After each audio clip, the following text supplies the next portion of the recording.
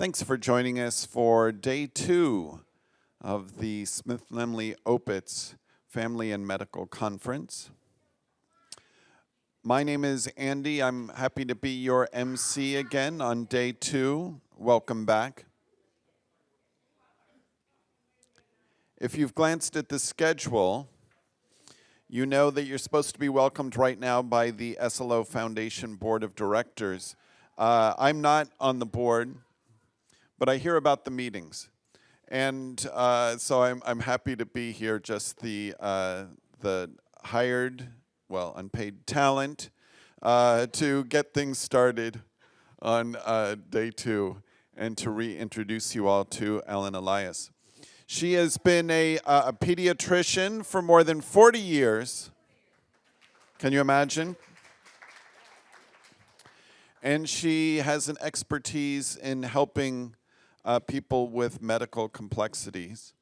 I think all of us think that we're complex, but not all of us have Ellen Elias in our corner, but we do in this room, and I am ever so grateful.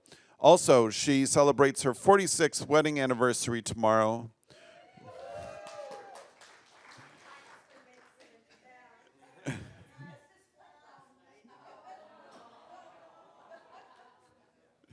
So many reasons to celebrate our first speaker of the day. Ladies and gentlemen, Dr. Ellen Elias. Thank you very much. Thank you very much. Grab the clicker.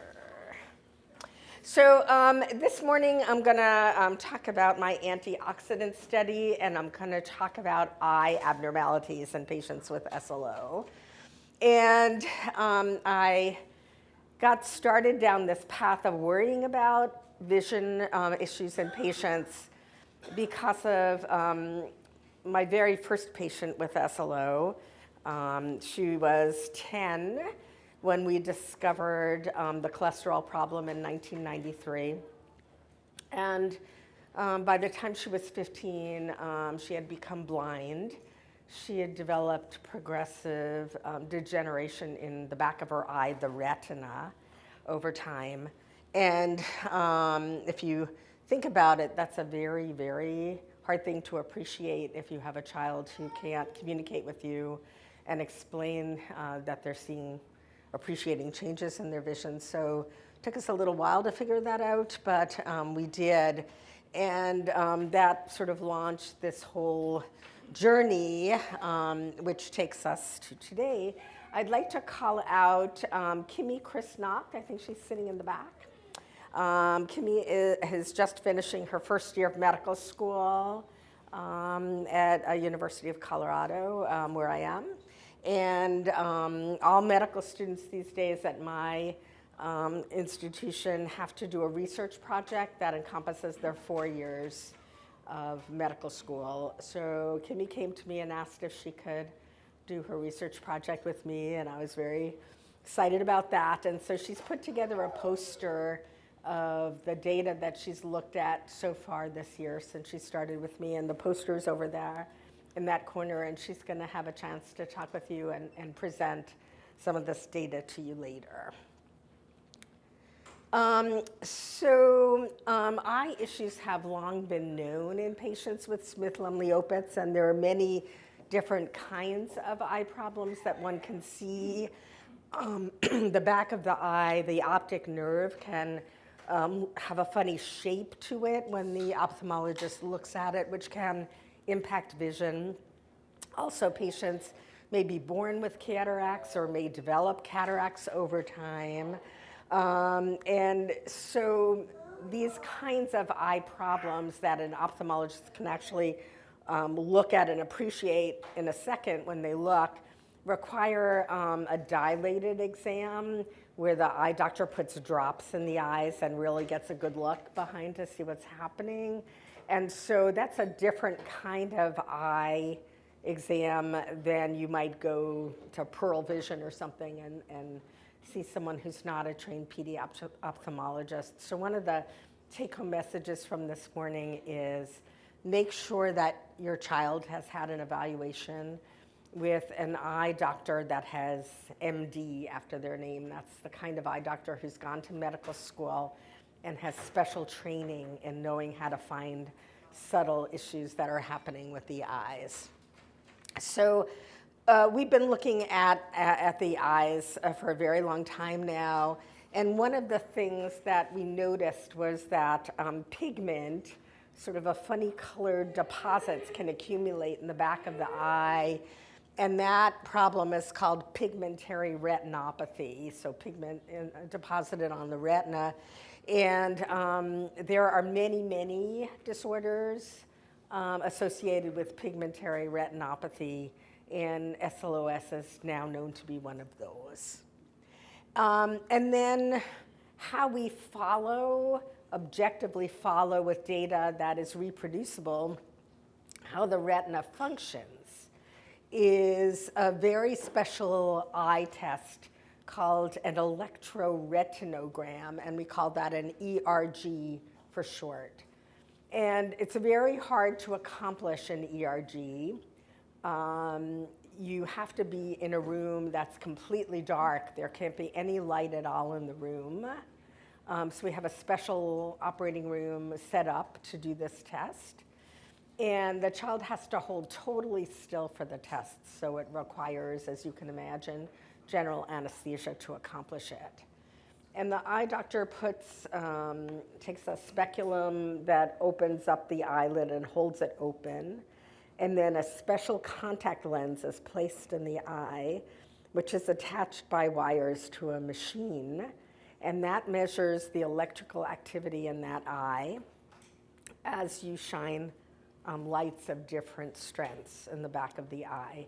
And the machine measures this wave that you can see. And it takes usually a certain amount of time from when you shine the light in to when the wave appears. That's called the implicit time. And then the wave has a certain height normally.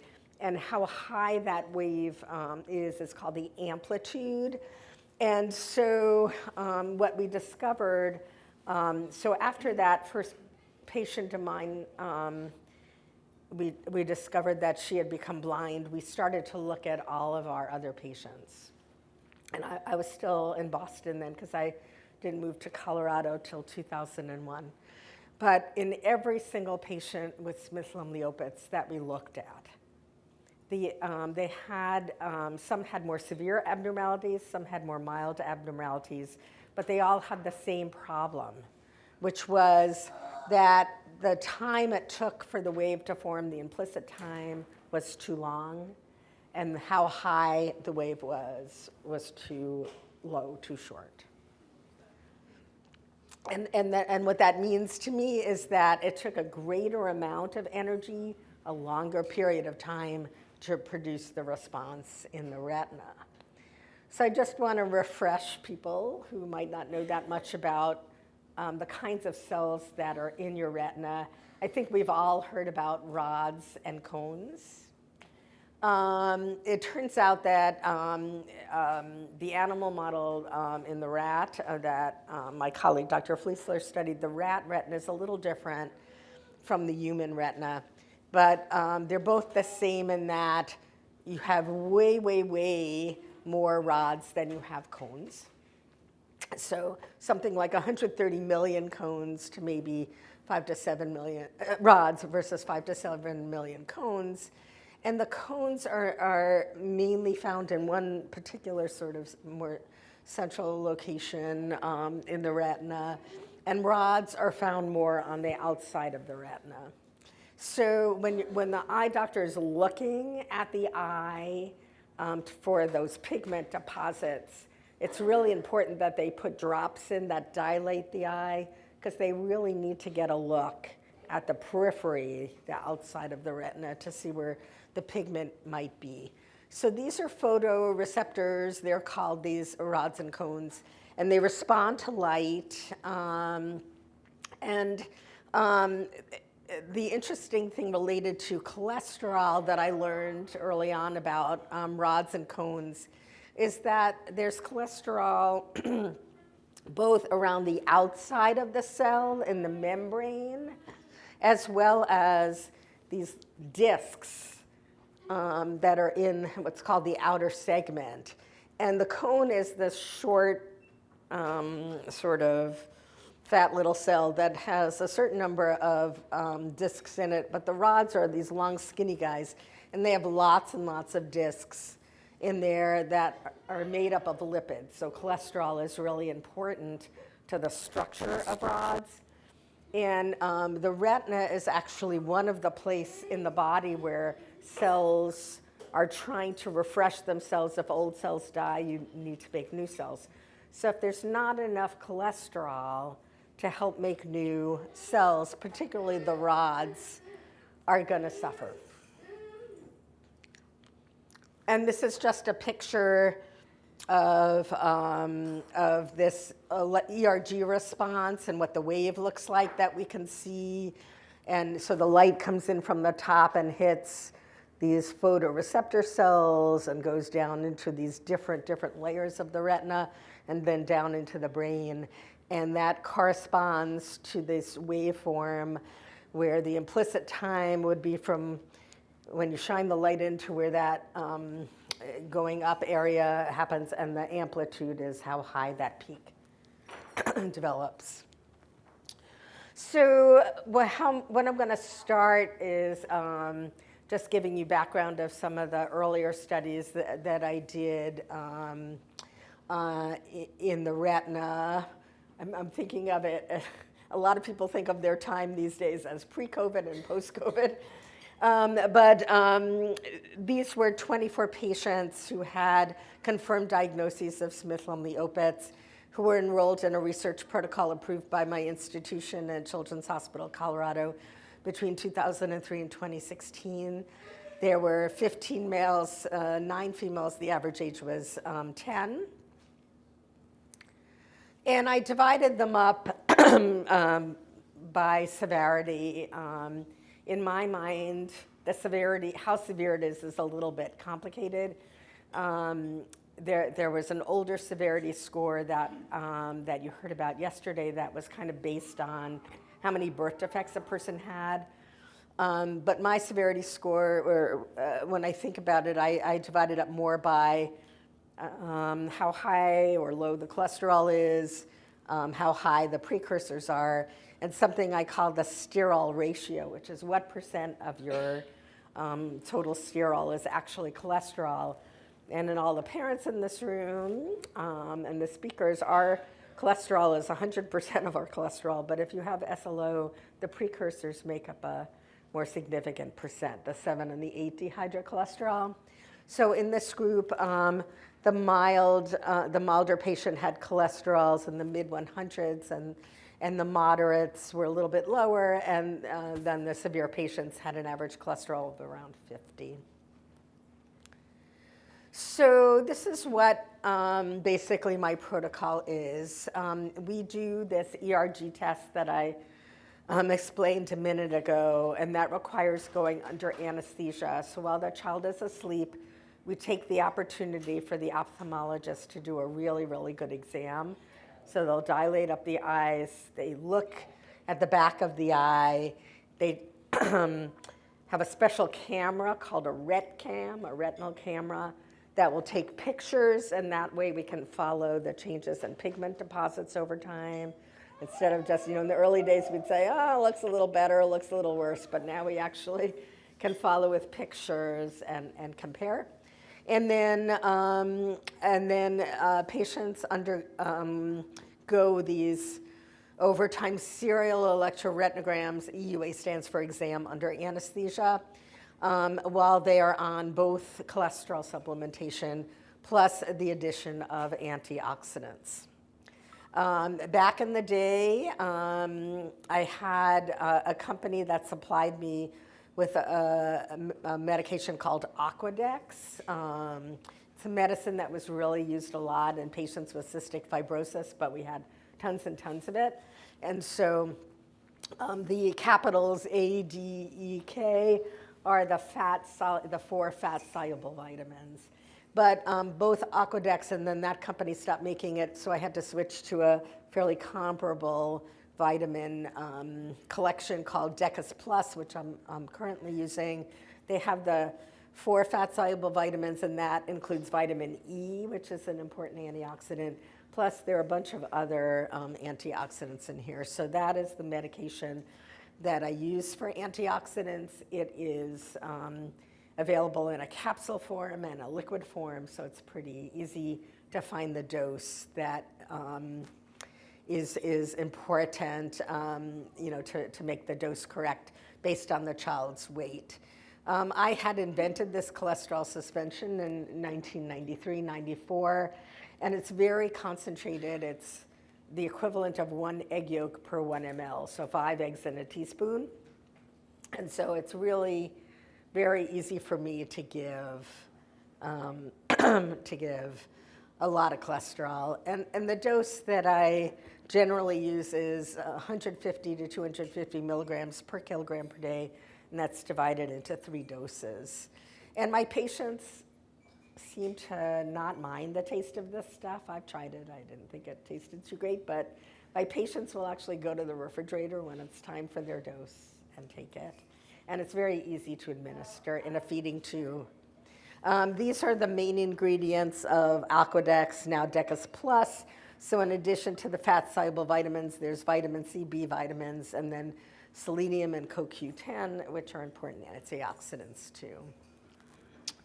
So the results of my earlier studies in the 7 mild patients who had had at least 1 ERG were that the implicit times were increased in both rods and cones. The rods were worse than the cones. And on serial studies, the amplitude got bigger and the implicit time got smaller. 2 patients had mild pigment deposits, which got better on serial testing, and nobody had worsening of their retinal pigment epithelium. That's what RPE is. On the antioxidants, unlike my earlier patients in Boston, pre-antioxidants, where everybody's who developed pigment deposits, those got worse over time. And in these in these patients on their exams under anesthesia, nobody had any abnormalities of their optic nerve, and 2 patients moved away, and 1 passed away from an unrelated issue to the Smith-Lemli-Opitz. In my moderate patients, of which there were 10, they all had increased implicit times in both rods and cones, and again, the rods were worse than the cones, and the abnormality was moderate in the moderate patients instead of mild. And in the 6 of the patients who had serial EEGs, 4 were improved and 2 were stable, so nobody got worse. There were 3 of these patients who had mild pigment changes that got better on treatment, and nobody had any progression of the pigment. And in this moderate group, there was optic nerve appearing too small, and 1 patient had abnormal retinal vessels. And then in the 7 severe patients, 6 of whom had at least 1 ERG, 2 patients died of their severe disease in this group. 1 was lost to follow-up, and 1 was just too medically unstable to go under anesthesia. He was a patient with a trach. All 6 patients had really marked abnormalities in the rods, moderate to severe decrease in amplitude. Weirdly, the cones didn't look too bad. And in 3 patients with serial studies, 2 improved and 1 was stable. And when we looked in the back of the eye in those patients, 3 had stable pigment deposits. Nobody progressed with their pigment. And 1 patient had a retina that looked very, very white and unusual. So the summary of these ERG patients from the earlier studies pre-COVID were that everybody had a prolonged implicit time, regardless of how severe the disease was, that the wave amplitudes were decreased in the rods, with the more severe the Smith-Lemli-Opitz, the greater the change in that was seen. And then in milder patients and moderate patients, rods are worse than cones. And for some reason, cones appeared normal in the severely affected patient, and I still to this day don't get that. And here is just pictorially describing what I just said in words. And this is the picture on treatment where the blue is improved and the red is stable, and there was nobody who got worse. So to summarize this early part, what meant the most to me in this was I seemed to be able to at least stabilize the abnormalities that were seen on the EEG, and in some cases there was some improvement on the studies. And that to me was very, very gratifying because prior to this, when I was just treating with cholesterol alone, kids were still having changes that seemed to be progressive over time. And this is just a picture of a retina that an ophthalmologist might see with the optic nerve looking very bright and the vessels. And in the periphery, you can see the sort of pigment granular appearance to the retina. So when I looked at the findings of the exam under anesthesia in these patients, we did not see the pigment deposits in everybody. In only 2 out of 7 of mild patients, 3 out of 10 in moderate, and 3 out of 7 in severe patients. And it's in the periphery where I described before, that's where your rods live.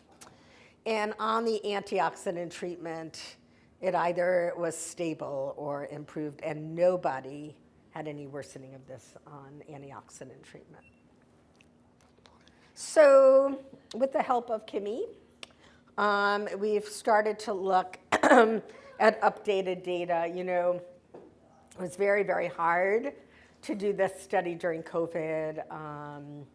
Our beds were filled with sick patients. Our operating rooms were closed. People couldn't travel, right? So there was this big, big block of time that I just couldn't get serial studies on these patients. But I do have an updated report on 9 patients, 3 mild, 5 moderate, and 1 severe. And again, the same findings on the ERG. The rods are worse than cones in terms of the impact.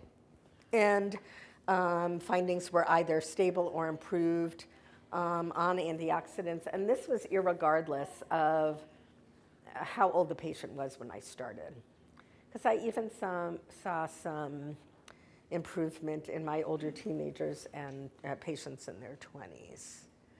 So to summarize the findings that Kimmy has on her poster, they were very, very similar to what I had seen in the past. So the amplitude in mild patients is just a little bit decreased in both rods and cones, and improved in some cases from mild to being normal. And then the increased implicit time also improved in both rods and cones, but remained mildly abnormal in the mild patients. And in moderate patients, the improvement in the amplitude was going from moderately impacted to mild. And then in the cones, and then the increased implicit time that I saw was just mild and more in the rods, and remained mildly abnormal. And in the severe patient, the change was much more obvious in the amplitude, and it did improve a little bit over time.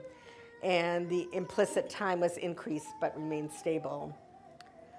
So when we looked at the back of the retina in this newer group of patients, we saw these abnormalities I just described, and the antioxidants seemed to improve the amplitude, make the implicit time look more normal, but not totally normal, and there appeared to be a stabilization of retinal function.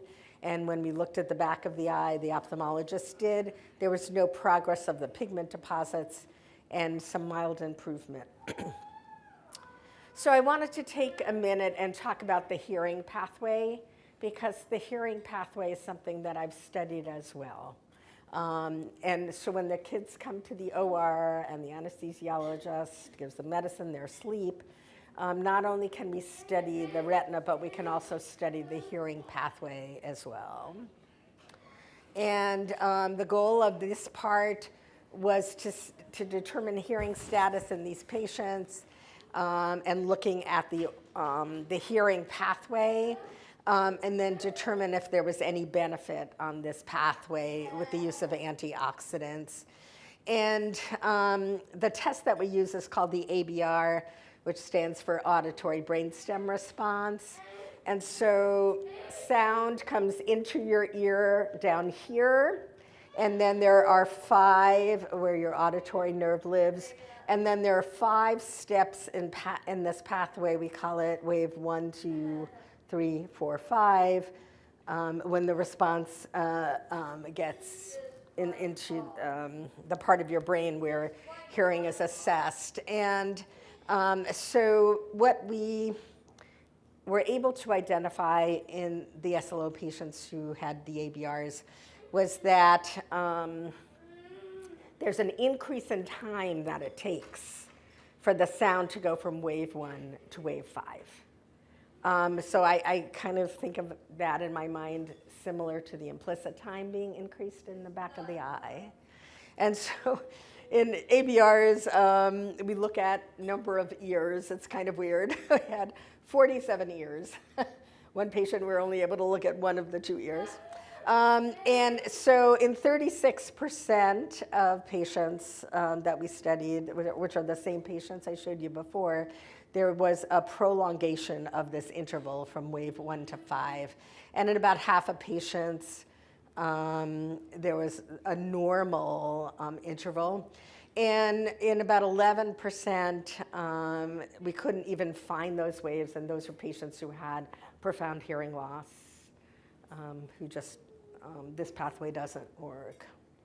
So here, we also look, there are 2 different ways you can have a hearing loss. You can have what's called a sensory neural hearing loss. That's a nerve deafness. And then you can have something called a conductive hearing loss, where fluid builds up behind your eardrum. And for those patients with cleft palates, there's a much higher chance of developing conductive hearing loss because of the anatomy being abnormal in those structures.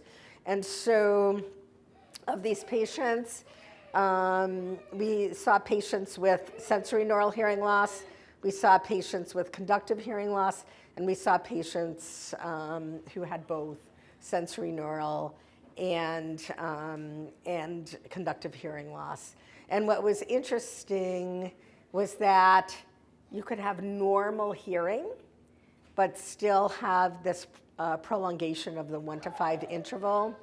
And that we saw in almost 60%, and in almost 30%, we saw this prolonged 1 to 5 wave interval in those patients with sensory neural loss. So there's a disconnect between this pathway taking longer and how severe the hearing problem is.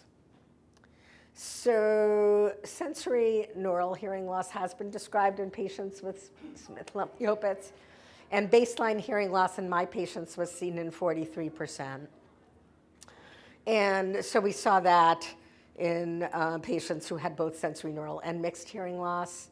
And this suggests that people's impression that hearing loss was a part of SLO in some patients we saw in this study. And so my take-home message for that is it's really important to get good hearing screens. Quick question, are the vision and hearing tests done with the natural study over at Bethesda, Maryland, are they checking the same things that you are talking about? They're not doing ERGs, right? We're not doing ERGs. Our ophthalmologists don't really trust them under anesthesia. Yeah, that's. I'm repeating the question for the online. I asked if these vision and hearing tests, are they being performed on our children when they're in the natural history study in Bethesda, Maryland? So the ERG is not, here, Danny, grab the mic. So we do include an ophthalmology exam. We have not done the ERGs since the simvastatin study because we did not really observe much, and our ophthalmologists don't really trust under the effect under anesthesia and the variability you can get there. We do the hearing tests, and we actually published on that a few years ago with probably similar numbers. How long does it take for the hearing loss to occur? So some people have it at birth. The sensory neural hearing loss can be present at birth. The conductive hearing loss can be progressive over time.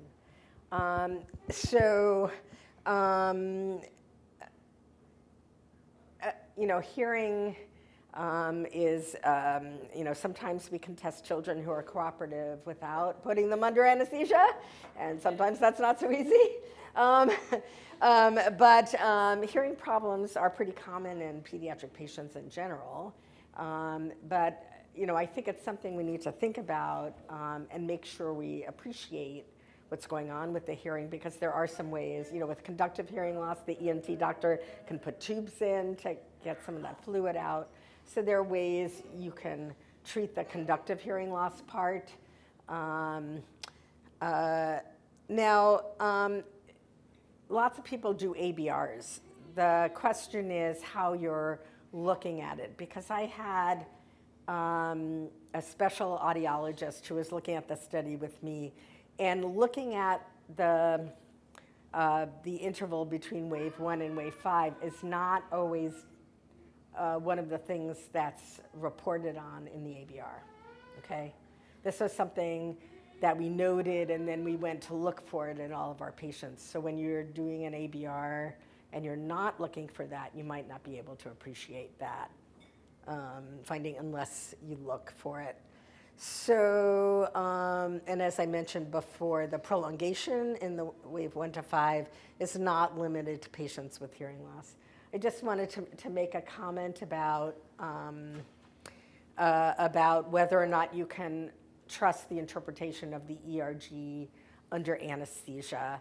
That came up early on for us. My ophthalmologist in Colorado is specifically trained, and the one that I used in Boston Children's before I came, they are specifically trained in this technology, and they do ERGs all the time. It's not something that every ophthalmologist has the training to do that test and interpret it. You need special training to do it. And she felt, Dr. Braverman, that she was able to, study these patients and follow them serially and appreciate a difference in comparing each patient to themselves prior. What does ABR stand for? It's the auditory brain response. It's the hearing test. So we did not see any changes in the ABR on the study on the antioxidants. So if the wave 1 to 5 on the hearing test was too long, it stayed that way. If it was normal, it stayed that way.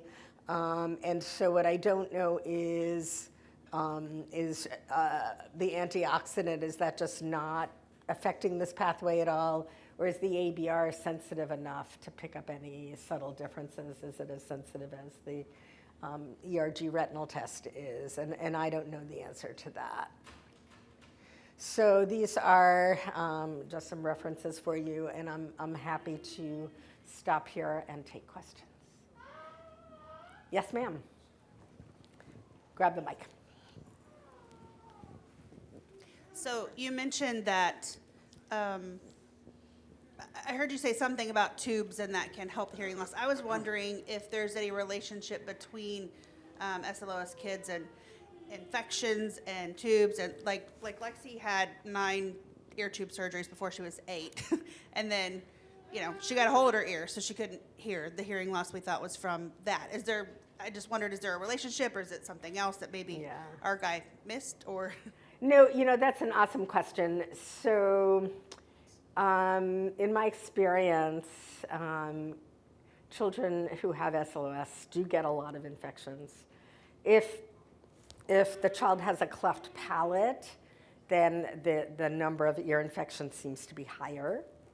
And that's a sort of anatomic problem, making it more difficult once there's kind of fluid that accumulates behind the tympanic membrane. It has a hard time draining. and that's why tubes are often needed.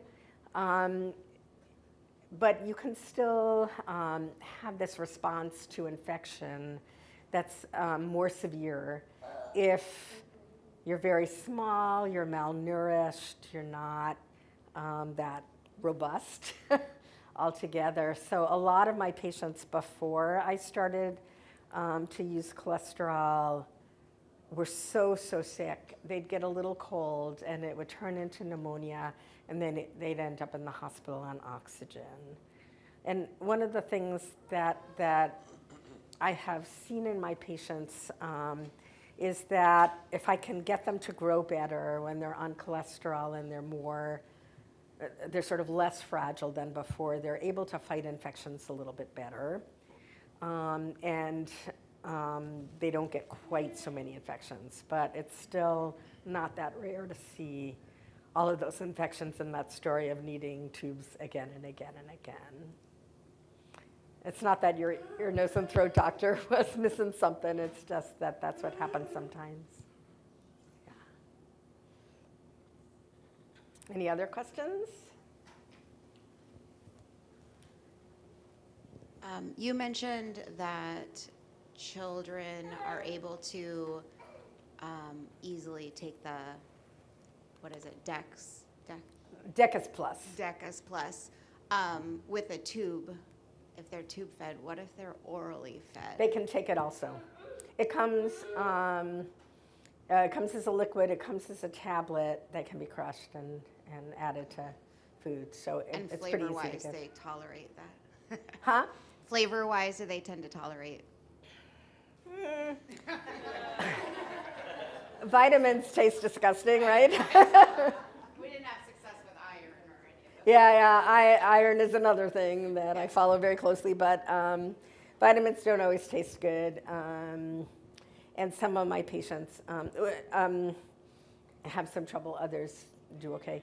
The one thing I did want to mention is vitamin D is one of the components of Decus Plus, and vitamin D is something you have to follow very carefully because it's possible to give too much, and if you have too much vitamin D in your body, that can make you sick. So one of the things that I follow carefully on this protocol is I make sure that the vitamin D levels don't get too high. And if they start to really go up above the 96 high cutoff, then I'll stop the Decus Plus, I'll hold it for a while, and just give the child vitamin E alone. And then follow the vitamin D, and once it comes back down into a more normal range, I can resume it sometimes at a smaller dose. So it's something I base the dose of Decus Plus on the child's weight. And then just need to make sure I'm not doing anything bad by giving too much. And how often do you test? As I mentioned, it's a really, really big deal to fly to Colorado and have a study under anesthesia. And I'm just so grateful to all of these patients who have done that so many times over the years. But so I try to minimize the number of times they come out to my hospital and have all of these labs done by having the local doctor send tests for me and sending 25-hydroxy vitamin D, following the other cholesterol and precursors and liver function and things like that are something that on this protocol are done locally by the child's local either geneticist or even PCP. Just so that I make sure that I'm doing this safely. So like 3 months? Yes. So usually every 3 months. Sometimes every 6 months if the child is a bigger kid who's not growing so fast and things are pretty stable. Is there another question over here? Yeah. Dr. Elias, you mentioned that it didn't seem like antioxidants helped with the hearing part of it. Right. Do you have any indication on things that might? Help with the hearing? Yeah. Well, if it's a sensory neural hearing loss that you're born with, you can't really reverse that, okay? But the conductive hearing loss, can be treated by an ear, nose, and throat doctor. And so, they follow the hearing very carefully, and if tubes are needed, they can put in tubes, and that often helps quite a bit. So it's more just monitoring and fixing as it happens versus a proactive, preventive kind of thing. Right. And keeping, having the child be as nutritionally healthy as possible and growing well helps the child fight infections. And then one of the nice things about COVID, the only good thing is a lot of people stayed pretty darn healthy when they were at home and not going to school and wearing masks. They didn't get all these viruses that we used to see for a little while. But now that people are back at school again, going out without masks and everything, the infections this past year have just been horrific. So hopefully it'll balance itself out. So there are a few online questions as well. Okay. Are fish oils beneficial for this type of eye disease? Our what? Fish oil. Fish oil. Fish oil I think can give you some antioxidants, and I think, in my opinion, that can help. Which specific antioxidants help the most is one question, right? So I personally think, and from studies I've read, that probably vitamin E is the most important one. But I don't know off the top of my head how much E is in fish oil. Anybody know? But have to look that up. But I think that the idea of antioxidants is the precursors that are in the back of the retina are turning into these very toxic oxysterols. And the oxysterols disrupt the anatomy of the retina. And so the antioxidant treatment helps protect against that by preventing the precursors from converting into these toxic substances that cause retinal disease. And that's why I think the antioxidants work. Yeah, well, the Decas Plus or vitamin E specifically. Yeah. Was there one more question here in the room? Yes. Hi. Right here. Hi. Hi. So for the Decas Plus, is that something that requires a prescription, or can you just buy it commercially, like at a pharmacy? Mm-hmm. So I think it can be prescribed by a physician. How I give it is I prescribe it, and it's dispensed by my research pharmacy at my hospital, and they mail it out to the patients wherever you live. And would this be recommended if you don't have evidence of the pigmentary retinopathy, or is it just like you could do it proactively regardless? So, so that's always an important question. There's still, in my mind, unknowns about which specific antioxidants work the best, how much the dose should be, the timing of progression of the pigmentary retinopathy, because it's not always present in a very young child. It seems to happen more, I saw it more in my teenage patients. But I use the antioxidants in the younger kiddos because I'm trying to prevent anything from getting worse. And again, having a really careful eye exam where eye drops are put in to dilate the eye, so the ophthalmologist can get a really super good look in the back of the eye, around the periphery where your rods live, is super important.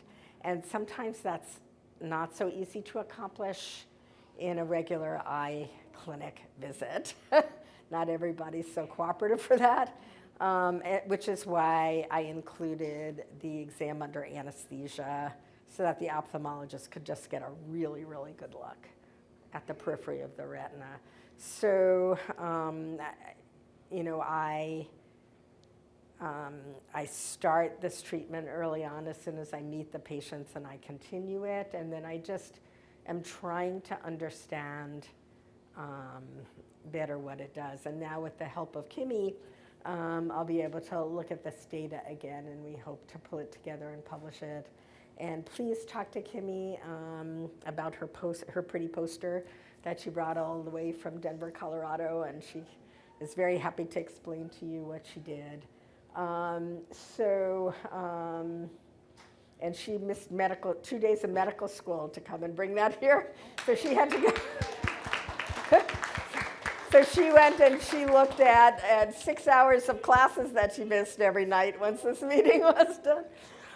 So I'm really grateful for her help in this, and maybe I'll have a better answer for you down the road once we really have a chance to look at this data. Thank you. Yeah. Were there more questions online? There is, yes.